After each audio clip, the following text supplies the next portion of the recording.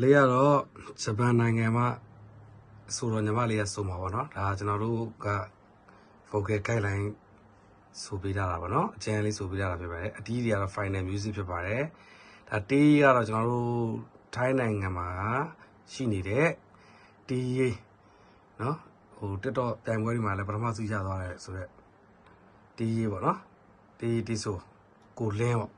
ကိုလင်းရေးရတဲ့အဖြစ်ခံဆိုတဲ့တခြင်းလေးကိုဒါကျွန်တော်တို့ final music ပြီးသွားပြီပေါ့နော် final vocal ကတော့သူတို့ဂျပန်နိုင်ငံနဲ့ဆိုပြီးပို့ပေးမှာဖြစ်ပါတယ်ပေါ့နော်အဲ့ဒါလေးကိုနည်းနည်းလေးနားထောင်ကြည့်မယ်နော်